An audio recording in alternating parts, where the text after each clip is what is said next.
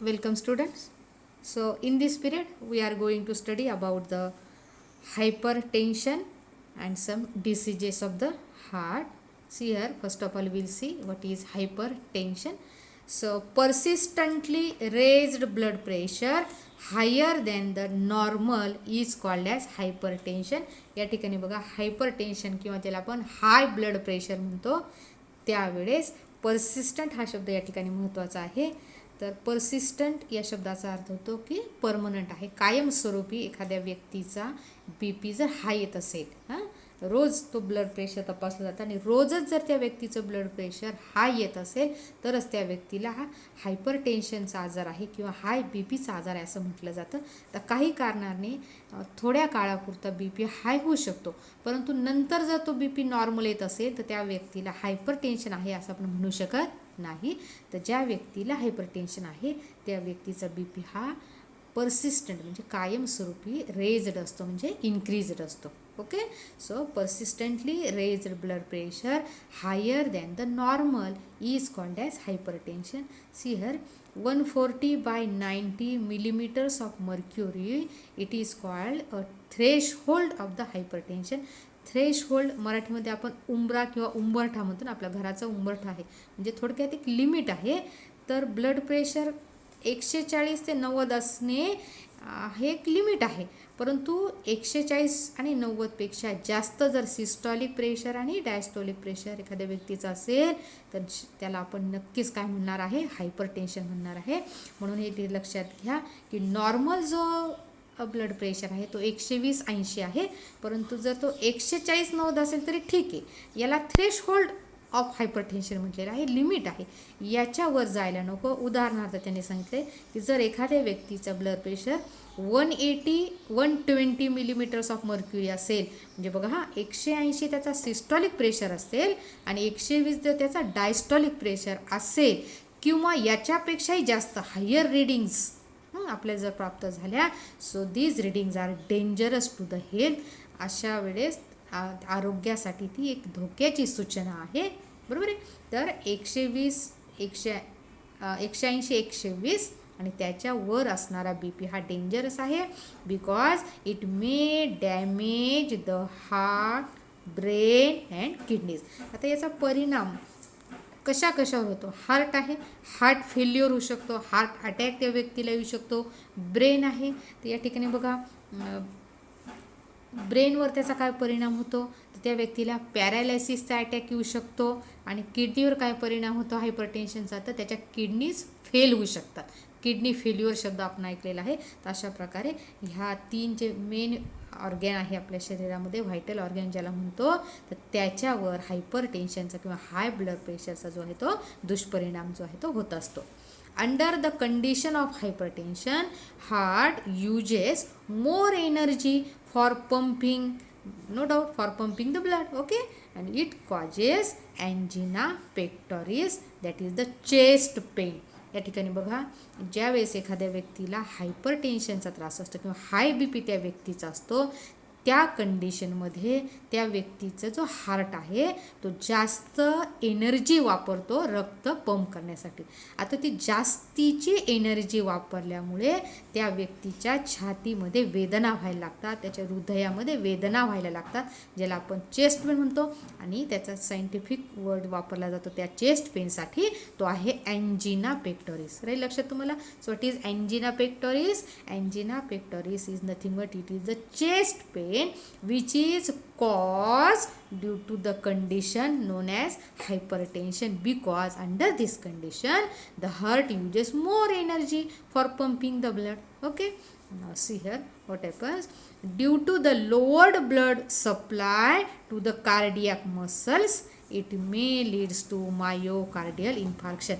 पहा अशा कंडिशनमध्ये हृदयाला जास्त ब्लडची गरज आहे, जास्त ऑक्सिजनची गरज आहे, परंतु हृदयाला कमी ब्लडचा सप्लाय केला जातो ना, blood supply is lowered due to the angina pectoris. आणि अशा प्रकारे due to the lowered blood supply, कमी रक्तपुरवठा हृदयाच्या स्नायूंना, तो म्हणजे हृदयाचे स्नायू कोणते आहेत? कार्डियक मसल्स आहेत. कार्डियक मसलला कमी रक्तपुरवठा झाल्यामुळे त्या ठिकाणी मायोकार्डियल इन्फार्क्शनचा धोका आहे, यालाच आपण हार्ट अटॅक पण म्हणू शकतो. Okay, so heart attack may cause due to the lowered blood supply. Okay student, so in this way hypertension may causes brain haemorrhage. आता हा हृदयावरचा परिणाम बघितला आपण, हृदयावर परिणाम होतो त्याला मायोकार्डियल इन्फार्क्शन म्हटलेलं आहे. The hypertension may cause brain haemorrhage. So what is brain haemorrhage? म्हणजे मेंदूमध्ये रक्तस्राव होणे. लक्षात तुम्हाला? सो जेव्हा BP खूप वाढतो त्यावेळेस एखाद्या व्यक्तीच्या ब्रेनमध्ये रक्तस्रावसुद्धा होऊ शकतो. Because the arteries in the brain, they are less protected by surrounding tissues as compared to the other organs. थोडक्यात काय की आपल्या ब्रेनमध्ये जाणाऱ्या ज्या आर्टरीज आहेत त्या आर्टरीजच्या सभोवती कमी टिश्यूज आहेत as compare to the other organ. आपल्या शरीरामध्ये जे इतर अवयव आहेत की नाही त्या अवयवांच्या भोवती इतर ऊतींचं प्रोटेक्शन आहे, परंतु मेंदूमध्ये जाणाऱ्या ज्या आर्टरीज आहेत ना त्यांच्या सभोवती कमी प्रोटेक्शन आहे टिश्यूचं, आणि त्यामुळे त्या ठिकाणी त्या रप्चर होऊ शकतात. आर्टरीज ते may get ruptured and causes the haemorrhage. Haemorrhage म्हणजे रक्तस्राव होणे. अशा प्रकारे मेंदूमध्ये रक्तस्रावसुद्धा होऊ शकतो हायपरटेन्शनमुळे. Okay, and third one, the hypertension may cause kidney failure. Kidney stop their function. Okay, so kidney जेव्हा त्याचे फंक्शन स्टॉप करतात that is called as kidney failure. Okay student, the next one will see what is CAD or what is coronary artery disease. In short it is called as CAD. See here, it is also known as atherosclerosis. So what is atherosclerosis? Actually in the last period I had told you that arteriosclerosis and atherosclerosis हे दोन शब्द आहेत. तर जेव्हा आर्टरीच्या ज्या wall आहेत त्या hard होतात, hardening of the blood vessel आहे ना त्याला आपण आर्टेरिओस्क्लेरोसिस म्हटलं होतं. आणि जेव्हा आर्टरीच्या आतल्या भिंतीवर फॅट किंवा कोलेस्ट्रॉल डिपॉझिट केला जातो, त्याच्या आतल्या भिंतीमध्ये ब्लॉकेज तयार होतात, त्या कंडिशनला आपण म्हणतो अथेरोस्क्लेरोसिस. या ठिकाणी समजा ही आर्टरी आहे, ही आर्टरीच्या आतली भिंत आहे, आर्टरीचं ल्युमेन आहे की ज्याच्यातून ब्लड फ्लो होत असतं. त्या आतल्या भिंतीवर जर अशा प्रकारे फॅट डिपॉझिट झालं किंवा कोलेस्ट्रॉल डिपॉझिट झालं, तिथं जे ब्लॉकेज तयार झालेलं आहे की नाही, ही जी कंडिशन तयार झालेली आहे आर्टरीमध्ये त्याला म्हणायचं अथेरोस्क्लेरोसिस. आणि in this condition actually calcium, the fat, cholesterol and the fibrous tissues they get deposited in the blood vessels. ते अशा प्रकारे डिपॉझिट केले जातात. and here the blood vessels that actually supplying blood to the heart. जेव्हा हार्टला रक्त पुरवणाऱ्या ह्या blood vessels mainly काय होतात, ब्लॉक होतात फॅट डिपॉझिशनमुळे, तेव्हा जो आजार निर्माण होतो त्याला आपण म्हणायचं करोनरी आर्टेरी डिसीज. या ठिकाणी तुम्हाला माहिती आहे की करोनरी हा शब्द आला की ती हृदयाशी संबंधित आहे. करोनरी आर्टरी की जी आर्टरी हृदयाला रक्त पुरवणारी आहे, आणि करोनरी व्हेन आपण म्हणतो त्यावेळी जी हृदयाकडून अशुद्ध रक्त घेऊन येणारी आहे, म्हणून करोनरी आर्टरी की जी हृदयाला रक्त पुरवते ती रक्तवाहिनी जर अशी ब्लॉक झाली तर त्या आजाराला म्हणायचं करोनरी आर्टरी डिसीज किंवा त्याला म्हणायचं CAD.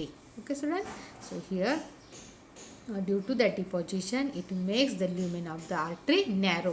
हा जो मार्ग आहे हा अरुंद झालेला आहे, हा ल्युमेन अरुंद झालेला आहे. Okay, now the next one is angina pectoris. Just now I have told you that angina pectoris is nothing but it is a pain in the chest. छातीमध्ये वेदना होणे त्याला एंजिना पेक्टोरिस म्हटलेलं आहे. आणि why there is pain in the chest? It is due to the reduction in blood supply to the cardiac muscles because of the arteriosclerosis और atherosclerosis. या दोन्हीचा अर्थ मी तुम्हाला आत्ता सांगितलेला आहे. तर ज्या वेळेस हृदयाच्या कार्डियक मसलला कमी रक्तपुरवठा होतो तेव्हा जो आजार होतो त्याला म्हणायचं angina pectoris. Okay, so due to the shortage of the blood supply. Okay student, the next one, see here, this angina pectoris it is characterized by a severe pain. गंभीर स्वरूपाची अशा वेदना, तीव्र वेदना त्या व्यक्तीला होतात. And also heaviness in the chest. त्याची छातीमध्ये त्याला थोडंसं जडत्व किंवा जडपणा त्या ठिकाणी जाणवायला लागतो. The pain may spread to the neck, lower jaw, left arm and left shoulder. या ठिकाणी बघा मानेमध्ये नंतर त्या वेदना त्याला व्हायला लागतात. लोअर जॉ म्हणजे जबडा आहे, खालचा जबडा. त्यानंतर लेफ्ट आर्म आहे म्हणजे आपला डावा हात आणि डावा खांदा. या ठिकाणी सुद्धा अँजिना पेक्टोरिसमध्ये जे आहे त्या वेदना जाणवायला लागतात. The pain usually results from exertion. एखाद्या व्यक्तीने खूप शारीरिक कष्ट जर केले असतील तर अशा पेन त्या ठिकाणी त्या व्यक्तीला होऊ शकतात. Because there is more demand of oxygen by the heart but the narrowed arteries, अरुंद झालेले जे आर्टरीज आहेत they cannot supply sufficient oxygen or we can say sufficient blood to the cardiac muscle. जेव्हा एखादी व्यक्ती खूप शारीरिक कष्ट करते त्यावेळेस तिच्या हृदयाला जास्त ब्लडची गरज असते, जास्त ऑक्सिजनची गरज असते. परंतु अरुंद झालेल्या रक्तवाहिनी आहे किंवा अरुंद झालेल्या ज्या आर्टरीज आहेत त्या हृदयाला हवे त्या प्रमाणामध्ये ऑक्सिजन पुरवू शकत नाहीत. There is no sufficient supply of oxygen to the heart muscle. So this causes the angina pectoris. Okay student. Now the next article is electrocardiogram. It is also called as ECG. जर ज्या व्यक्तींच्या छातीमध्ये वेदना होतात doctor त्यांचा ECG काढायला सांगतात. कदाचित तुम्ही बऱ्याच मुलांनी बघितला असेल ECG. पेपरवर एक ग्राफ जो असतो तो डॉक्टर दाखवतात आपल्याला, किंवा जी मॉनिटरची जी स्क्रीन आहे त्यांच्या दवाखान्यामध्ये त्या स्क्रीनच्या डिस्प्लेवर पण आपल्याला तो ECG जो आहे तो बघायला मिळतो. So first of all we see actually what is the ECG. So ECG it is a graphical recording of the electrical variations detected at the surface of the body during their propagation through the wall of the heart. This is known as electrocardiogram. थोडी मोठी definition आहे, टप्प्याटप्प्यामध्ये त्याचा अर्थ लक्षात घ्या. पहिला मुद्दा आहे ग्राफिकल रेकॉर्डिंग. ग्राफ तुम्हाला माहिती आहे, तुम्ही भूमीतमध्ये ग्राफ काढलेला आहे ना, एक्स ॲक्सिस वाय ॲक्सिस वगैरे आहे ना. तर ग्राफच्या रूपामध्ये एखाद्या गोष्टीची नोंद आपण ठेवत असेल, बरोबर आहे, तर ग्राफच्या रूपातील नोंद. आता कशाची नोंद आहे? इलेक्ट्रिकल व्हेरिएशन्स किंवा त्याला आपण इलेक्ट्रिकल पोटेन्शियल्स म्हणतो. म्हणजे ज्या वेळेस बघा हृदयाचं स्पंदन किंवा हार्टबीट चालू असतात. आपण काल बघितलं हृदयामध्ये सिस्टोल होतो, डायस्टोल होतो.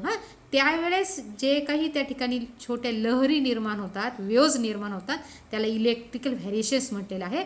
तर त्या इलेक्ट्रिकल व्हेरिएशनची नोंद केली जाते कुठे? On the body surface. आपल्या शरीराच्या सरफेसवर ते छोट्याशा ज्या वेव्ज आहेत, त्या लहरी आहेत, त्याची नोंद केली जाते. जेव्हा त्या लहरी किंवा ते व्हेरिएशन्स आहेत ना त्यांचं प्रोपोगेशन होत असतं. प्रोपोगेशन म्हणजे ते पुढे पुढे सरकतात. आपण बघितलं ना की पहिली वेव्ह ऑफ कॉन्ट्रॅक्शन लेफ्ट अट्रियामध्ये होते, हळूहळू ती लेफ्ट ऑरिकलवर जाते आणि नंतर दोन्ही व्हेंट्रिकल्सवर पसरते. तर त्याचा जो प्रसार होतो, प्रोपोगेशन होतं त्या वेव्ज ऑफ कॉन्ट्रॅक्शनचं through the wall of the heart, हृदयाच्या भिंतीमधून त्याचं जे प्रसरण होत असतं हे की नाही, तर त्याचा जो ग्राफिक रेकॉर्ड आहे त्यालाच म्हणायचं इलेक्ट्रोकार्डिओग्राम. तर या ठिकाणी ही डेफिनेशन आहे इलेक्ट्रोकार्डिओग्रामची. मी एक लक्षात ठेवा की आपल्या हातामध्ये जो पेपरवर आपल्याला जो ग्राफ बघायला मिळतो की नाही, तर त्याला इलेक्ट्रोकार्डिओग्राम म्हणायचं. लक्षात आलं तुम्हाला? आणि आता हा जो इलेक्ट्रोकार्डिओग्राम ज्या मशीनवर आपल्याला प्राप्त होतो त्या मशीनला म्हणतात इलेक्ट्रोकार्डिओग्राफ. थोडंसं इथे शब्द बदल वाटतो. आपल्याला असं वाटतं की आपल्याला जो ग्राफ हातात मिळालेला त्याला आपण ग्राफ म्हणणार आहे, पण तसं नाही आहे. त्या मशीनला इलेक्ट्रोकार्डिओग्राफ म्हणायचं. आणि या ठिकाणी जो पेपरवर जो ग्राफ आपल्याला मिळतो की नाही त्याला इलेक्ट्रोकार्डिओग्राम म्हणायचं. आणि ECG हा जो याचाच लॉंग फॉर्म आहे हा electrocardiogram. Okay student, now see here this recording, ही जी रेकॉर्डिंग आहे हृदयाच्या स्पंदनाची, this recording may be in the form of print out. आता प्रिंट आउट म्हणजे कागदावर जो कागद आपल्याला मिळतो तो प्रिंट आउट आहे, ऑर ऑन स्क्रीन डिस्प्ले. तर तिथे जे कॉम्प्युटर्स वगैरे जोडलेले असतात त्याच्या स्क्रीनवर आपल्याला ECG मशीनच्या पुढे जो मॉनिटर आहे त्याच्या डिस्प्लेवर आपल्याला हा ECG सुद्धा बघायला मिळतो. The instrument which is use for this recording actually is called as ECG machine. ती ECG मशीन आहे. It is also called as electrocardiograph. त्या मशीनला इलेक्ट्रोकार्डिओग्राफ म्हणायचं. See here there 4 electrodes are used for the recording of these electrical variations. Out of that 4 electrodes 2 electrodes they are position on the arms. म्हणजे आपले जे हात आहेत ना, ज्याला आपण अप्पर लिम्स म्हणतो, हातांना 2 इलेक्ट्रोड जोडले जातात आणि 2 इलेक्ट्रोड्स आपल्या पायांना जोडले जातात. So 2 electrodes they are position on the legs. आता बघा लेग्स ज्याला आपण हे हात आणि पायाला दोन्हीला मिळून आपण लिम्स म्हणतो की नाही, 4 लिम्स आणि हिंड लिम्स. हां, तर हे 4 लिम्स आणि हिंड लिम्सला जोडले जाणारे इलेक्ट्रोड्स आहेत, म्हणून ह्या इलेक्ट्रोड्सला म्हणतात लिम इलेक्ट्रोड्स. तर किती लिम इलेक्ट्रोड्स आहेत मग? 4. 4 पैकी 2 हाताला जोडले जातात आणि 2 पायाला. आणि 6 electrodes are there which are position on the chest. तर आपलं जे हृदय आहे, हृदयाच्या वर म्हणजे चेस्ट रिजनमध्ये, थोरॅसिक रिजनमध्ये 6 इलेक्ट्रोड्स त्या पेशंटच्या तिथे जोडले जातात आणि त्याला म्हटलेलं आहे chest electrodes. Okay, so limb electrodes and chest electrodes are there. Now in a normal record 3 different waves are recognise. जो नॉर्मल रेकॉर्ड आहे, एखाद्या व्यक्तीला समजा काही प्रॉब्लेम नाही आहे त्या व्यक्तीच्या हृदयामध्ये, तर 3 वेव्ज आपल्याला त्या व्यक्तीच्या ECG मध्ये जे आहे त्या बघायला मिळतात. So see here these waves are recognised as P wave.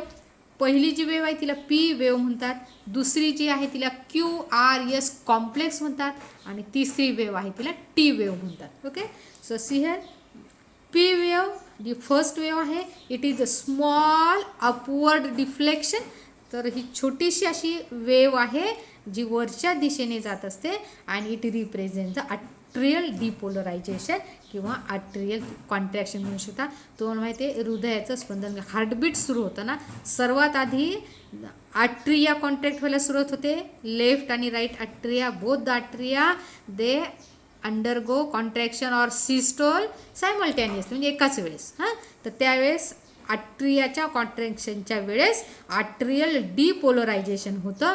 तर ही जी P वेव्ह आहे ही काय दर्शविते? What it represents? अट्रियल डिपोलरायझेशन.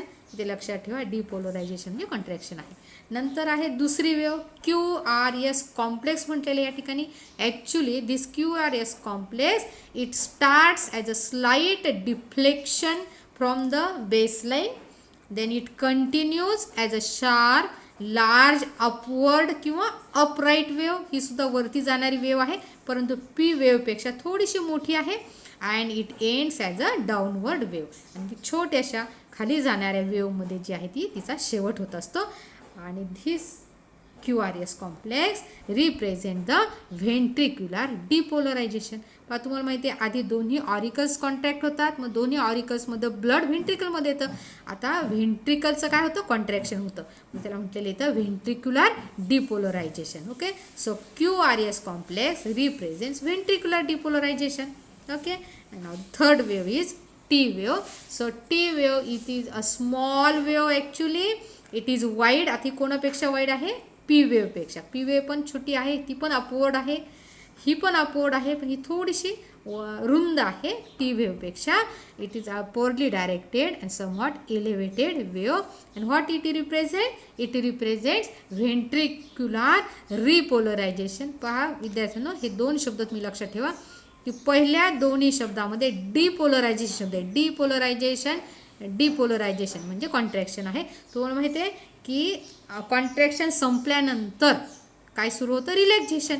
मग व्हेंट्रिक्युलर रिपोलरायझेशन म्हणजेच आहे व्हेंट्रिक्युलर रिलॅक्झेशन, की ज्याला आपण म्हणतो डायस्टोल. रिलॅक्झेशनला आपण डायस्टोल म्हणतो, हे तुम्हाला लक्षातच ठेवावं लागणार आहे. इथे क्लू आहे बघा तुमच्या लक्षात ठेवण्यासाठी. व्हेंट्रिक्युलर रिपोलरायझेशन म्हणजेच आहे व्हेंट्रिक्युलर रिलॅक्झेशन. हा RE शब्द तुम्ही क्लूसाठी लक्षात ठेवायचा. तर व्हेंट्रिकल जेव्हा रिलॅक्स होतात म्हणजेच त्यांचं रिपोलरायझेशन होतं. केव्हा? जी T वेव्ह आहे ना, ते T वेव्ह आपल्याला ते दर्शवते. That is the ventricular repolarization. Okay student, what is the significance of ECG? ECGचं काय महत्त्व आहे? So ECG help us to diagnose the abnormality in the conducting pathway. आता कंडक्टिंग सिस्टीम शिकलो आपण, वर्किंग ऑफ हार्ट है ना. तर हृदयाच्या कार्यामध्ये जर काही ॲबनॉर्मलिटी येत असेल, त्याच्या कार्यामध्ये काही व्यत्यय येत असेल, तर त्याचं डायग्नॉसिस म्हणजे त्याचं निदान करण्यासाठी ECGचा वापर केला जातो.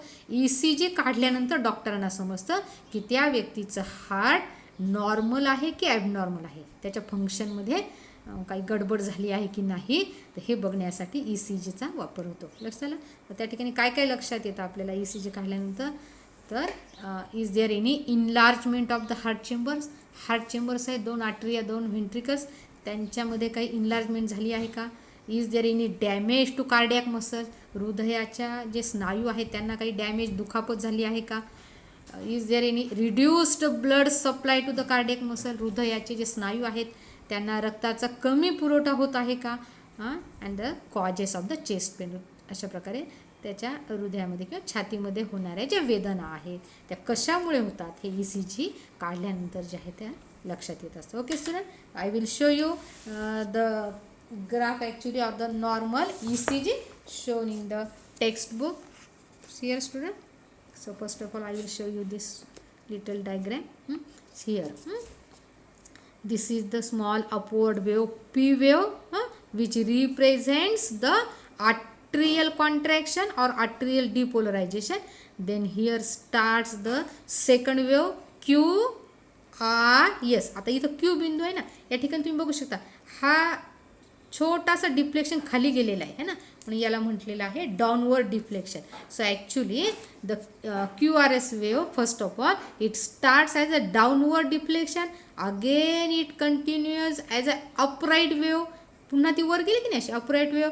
Again here it becomes downward deflection. It ends in to a downward deflection. म्हणजे पहिल्यांदा तिचं इथे सुद्धा डाऊनवर्ड डिफ्लेक्शननी सुरुवात होते, शेवटसुद्धा तिचं डाऊनवर्ड डिफ्लेक्शन होतो, पण मधल्या याच्यामध्ये भागामध्ये ती अशी वर गेलेली आहे है ना, म्हणून याला कॉम्प्लेक्स म्हटलेलं आहे. So QRS complex represents the ventricular contraction किंवा व्हेंट्रिक्युलर सिस्टोल किंवा व्हेंट्रिक्युलर डिपोलरायझेशन. राहील लक्षात.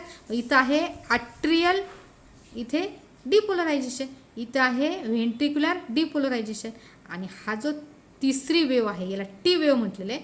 तर पी वेव आणि टी वेव थोडी सारखीच आहे बघा, टी वेव थोडीशी वाईड आहे. It is also small wide upward wave and this T wave indicates और रिप्रेझेंट द व्हेंट्रिक्युलर रिपोलरायझेशन और रिलॅक्झेशन. तर या दोन्ही ठिकाणी कॉन्ट्रॅक्शन होत असतं. इथं आर्टरियाचं कॉन्ट्रॅक्शन, इथं व्हेंट्रिकलचं कॉन्ट्रॅक्शन, इथं दोघांचं पण रिलॅक्झेशन म्हटलं तरी चालेल. आपण काल बघितलं ना व्हेंट्रिक्युलर रिपोलरायझेशनमध्ये 0.4 सेकंद हे जॉईंट रिपोलरायझेशनचे असतात किंवा जॉईंट डायस्टोलचे असतात. तर या ठिकाणी तो डायस्टोल घडत असतो. ओके सो ना. So this is about the ECG. बघा हा ग्राफ दाखवला आहे, हा ग्राफ पेपर आहे छोटा पुन्हा. या ठिकाणी टाईम घेतलेला आहे एक्स ॲक्सिसवर, वाय ॲक्सिसवर मिली व्होल्टमध्ये इलेक्ट्रिकल व्हेरिएशन्स घेतलेले. हे इलेक्ट्रिकल व्हेरिएशन्स वाय ॲक्सिसवर आहे. ठीक आहे. या ठिकाणी समजा हा 0 पॉईंट इथून ग्राफ सुरू झालेला आहे. सुरुवातीला हा सरळ दाखवलेला आहे. हा पी वेव आला आर्ट्रियल डिपोलरायझेशन, नंतर थोडासा खाली गेलेला आहे, पुन्हा वर गेला, पुन्हा खाली आला. हा क्यू आहे, इथं आर आहे, इथं क्यू आणि यस नाव दिलेलं नाही आहे म्हणून मी इथं देऊन दिलेलं QS आहे. इथं क्यू, हा बिंदू क्यू आहे, हा बिंदू यस आहे आणि हा आहे आर आहे, QRS. आणि इथे पुन्हा टी आहे. तर इथून इथपर्यंत ना हा एक हृदयाचा हार्टबीट आहे. लक्षात का. आधी इथून दुसरं हार्टबीट सुरू झालं, इथून इथपर्यंत टोटल आकृतीमध्ये ना हृदयाचे 2 हार्टबीट दाखवलेले. लक्षात येतं तुमच्या. तर अशा प्रकारे ही इथं 0.8 सेकंद आहे ना, 0.8 सेकंद काल शिकलो की नाही आपण कार्डियक सायकलला किती वेळ लागतो, 0.8 सेकंद. तर हा जो आहे ना हा एक कार्डियक सायकल आहे आणि इथून पुढे पुन्हा 0.8 सेकंदचा दुसरा कार्डियक सायकल म्हणजे दुसरा हार्टबीट आहे. समजलं तुम्हाला. तर हा इथे या दिलेले पहा जो इंटरवल आहे दोन्हीचा आहे, 2 आरमधला इंटरवल आहे, म्हणजे 2 रिपोलरायझेशन किंवा 2 रिलॅक्झेशनमधला इंटरवल दाखवलेला आहे. ओके सर ना. So this is about the ECG. Okay. Now the last article from this chapter, that is the lymphatic system. See here student, lymphatic system actually it consists of lymphatic vessels and some organs and tissue. जसं blood आपण बघितलं, blood कशामधून flow होतं, blood व्हेसल्समधून, तसं lymph हे lymphatic व्हेसलमधून circulate होतं. तर जशी आपल्या शरीरात ब्लड व्हस्क्युलर सिस्टीम आहे तशीच लिम्फॅटिक सिस्टीम पण आहे. Okay, so what is lymph actually? Lymph means clear water. साधा सोपा त्याचा अर्थ आहे. लिम्फ म्हणजे क्लिअर वॉटर्स आहे. It is a fluid connective tissue same like that of the blood. ब्लडची डेफिनेशन पण कशी लिहितो आपण? Blood is a fluid connective tissue. So lymph is also a fluid connective tissue with almost similar composition to the blood. म्हणजे almost similar म्हणजे जवळजवळ blood आणि lymph याचा कॉम्पोजिशन म्हणजे ते कोणकोणत्या घटकांचे बनलेले आहेत ना ते सेम आहे. एक्सेप्ट, आता शोधू मत, फक्त काय नाही आहे लिम्फमध्ये except RBC, red blood corpuscles, platelets और थ्रोम्बोसाइट्स अँड सम प्रोटीन्स. तर हे 3 घटक जर आपण वजा केले म्हणजे blood minus RBC, platelet, some proteins, तर जे काही तयार होईल ते लिम्फ आहे. लक्षात तुम्हाला? तर लिम्फ आणि ब्लड सारखंच आहे, फक्त लिम्फमध्ये लाल रक्तपेशी नसतात. मग लिम्फ लाल रंगाचा असेल का रक्तासारखं? नाही, तर लिम्फचा रंग लाल नाही आहे. लक्षात तुम्हाला? So no RBCs are there, no platelets are there and some proteins which are present only in the blood, they are not present in the lymph. So this fluid actually present in the intercellular spaces of the body tissue. आपल्या शरीर पेशींचं बनलेलं आहे, ऊतींचं बनलेलं आहे. पेशींच्या मध्ये मध्ये जे रिकाम्या जागा असतात त्याला आपण इंटरसेल्युलर स्पेसेस म्हणतो. त्या स्पेसेस रिकाम्या नसतात, त्याच्यामध्ये एक लिक्विड भरलेलं असतं. बरोबर आहे? That fluid enters actually into the lymphatic vessel. जे हे फ्लुइड इंटरसेल्युलर स्पेसेसमधून लिम्फॅटिक व्हेसलमध्ये प्रवेश करतं आणि from this lymphatic vessel now it is discharged into the blood vessels, mainly veins. आणि नंतर मग लिम्फॅटिक व्हेसलमधून तो फ्लुइड व्हेनमध्ये प्रवेश करतो. आलं का लक्षात तुम्हाला? So through the thoracic duct and the actually right lymphatic duct. तर लिम्फॅटिक व्हेसलमधून थोरॅसिक डक्ट आहे लिम्फॅटिक व्हेसलची आणि एक राईट लिम्फॅटिक डक्ट आहे, त्याच्यामधून तो व्हेनमध्ये जातो. So intercellular spaces of body tissues, fluid is there, it enters in the lymphatic vessel. From the lymphatic vessel it is discharged into the veins, also called as blood vessel. Okay, so now about the location of the lymph nodes we will see in the diagram. So actually where these lymphatic vessels they are located in the body. या ठिकाणी diagram दिसतोय तुम्हाला. इथे हे बाकीचे tonsil वगैरे दाखवलेले आहेत. ही सप्लाय मेन या ठिकाणी बघा, हे पाहिजे मानेच्या भागामध्ये हा नेक रिजन आहे आपली माने. या मानेमध्ये जे लिम्फ नोड्स असतात त्याला म्हटलेले बघा सर्व्हायकल लिम्फ नोड्स. नेक रिजनमध्ये सर्व्हायकल लिम्फ नोड्स आहे. या ठिकाणी आपला हार्ट आहे, इकडे थायमस ग्लँड वगैरे आहे. आता बघा हे ॲक्झिलरी लिम्फ नोड्स इथे इथे आपल्या हा जो भाग आहे की नाही या ठिकाणी हाताच्या थोडंसं आतमधल्या बाजूला दोन्ही बाजूला थोडं चेस्ट रिजनमध्ये ॲक्झिलरी लिम्फ नोड्स असतात. ही प्लिया आहे, स्प्लीन म्हणतो आपण तिला. त्यानंतर इथे आपल्या थोडंसं ग्रोइनच्या जवळ थोडंसं लोअर ॲबडॉमिनल रिजन समोर इथे इनग्युनल लिम्फ नोड्स आहेत. हे जे आहेत की नाही हे इनग्युनल लिम्फ नोड्स आहेत. आणि हा जो भाग आहे आपल्या पायाचा गुडघ्याच्या जवळ इथे popliteal lymph nodes. Okay, so these are the lymph nodes actually. आणि here vein is shown here, subclavian vein etc. Okay, here red bone marrow is shown here. मी सांगितलं की नळीसारखा जो बोन आहे आपल्या शेतात, फिमर आहे आपल्या हाताचा फिमर आहे दंडामध्ये असणारा, हा रेड बोन मॅरो आहे जिथं RBC तयार होत असतात. RBC तयार होणारा पोर्शन त्या ठिकाणी दाखवलेला आहे. Okay student, so all this is about the lymphatic system and ECG. Here we complete the chapter respiration and circulation. Okay student, goodbye.